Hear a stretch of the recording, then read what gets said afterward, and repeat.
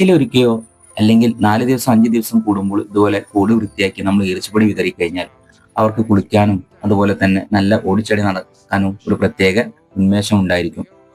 നിങ്ങളും കാട വളർത്തുന്നവരാണെങ്കിൽ ഇതുപോലെ ചെയ്യുന്നത് ഒന്നുകൂടി നന്നായിരിക്കും. ഇതുപോലെ ചെയ്തു കഴിഞ്ഞാൽ അവർക്ക് കൂടുതലായിട്ട് ഒരു എനർജി, പ്രത്യേക ഒരു എനർജി അവർക്ക് ലഭിക്കുന്നതാണ്. ഇവിടെ ഞാൻ വിതറിയിരിക്കുന്ന ഈർച്ചപ്പൊടി എന്ന് പറഞ്ഞാൽ ആശാരിമാരുടെ വരുന്ന വേസ്റ്റ് ആണ്. അവർ ചിപ്പിളി എന്ത് ഉപയോഗിക്കുന്ന വേസ്റ്റ് ആണ് ഇവിടെ ഉപയോഗിച്ചിരിക്കുന്നത്. എന്നാൽ അതിൽ കുറച്ച് പൊടി കൂടി ചേർക്കുന്നത് നന്നായിരിക്കും. അങ്ങനെയാണെങ്കിൽ താഴെ അല്ലെങ്കിൽ നിലത്ത് ഒട്ടിപ്പിടിക്കുന്നതിന് പരമാവധി നമുക്ക് കുറയ്ക്കാൻ വേണ്ടി സാധിക്കും. നല്ല രീതിയിലുള്ള ഒരു ഈർച്ചപ്പൊടിയാണ് ഞാനിവിടെ ഉപയോഗിച്ചിരിക്കുന്നത്. അതുപോലെ തന്നെ നമ്മൾ നീക്കം ചെയ്തിരിക്കുന്ന വേസ്റ്റ് ബയോഗ്യാസിനോ അല്ലെങ്കിൽ പച്ചക്കറി അല്ലെങ്കിൽ തെങ്ങ് കവുങ്ങ് ഉപയോഗിക്കുകയുടെ വളമായിട്ട് നമുക്ക് നല്ല രീതിയിൽ ഉപയോഗിക്കാവുന്നതാണ്. ഇവിടെ ഞാൻ ചാക്കിലേക്ക് മാറ്റിയിരിക്കുകയാണ്. ഞാനിവിടെ തെങ്ങിനും മറ്റും വേസ്റ്റായിട്ട് ഉപയോഗിക്കുന്നതാണ്. ഇവിടെ ഈ തട്ടായിട്ട് വളർത്തുകയാണെന്നുണ്ടെങ്കിൽ നിങ്ങൾക്ക് അതിന്റെ വേസ്റ്റ് ദിവസേന ഉപയോഗിച്ച് നമുക്ക് ബയോഗ്യാസ് നിർമ്മിക്കാവുന്നതാണ്. ഒരു 500 കാടക്കണതിന്റെ ദിവസം ഒരു വീട്ടിലേക്ക് വേണ്ട വേസ്റ്റ് അല്ലെങ്കിൽ എന്താണ് ബയോഗ്യാസ് നമുക്ക് അവിടെ ഉണ്ടാക്കാവുന്നതാണ്.